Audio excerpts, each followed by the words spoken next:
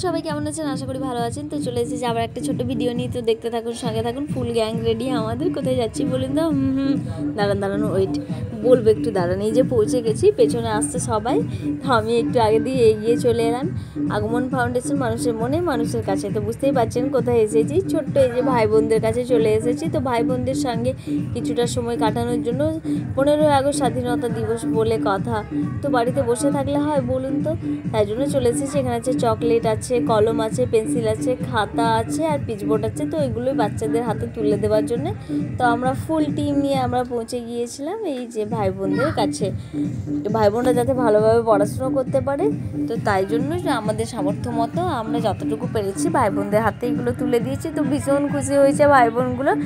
আর কিছুদিন আগে আমাদের আগমন ফাউন্ডেশন থেকে ব্লাড তো প্রায় আমাদের এখান থেকে কারো না কারো লাগে প্রয়োজন, তো আমাদের তো দেওয়াই হয়। তো এখানে যে গিয়েছিলাম ওই কাকিমার বাড়ি এখানে, তো ওই কাকিমা ছিল পাশে, কাকিমা ওর রুমে ছিল তাই বেরিয়ে আসেনি।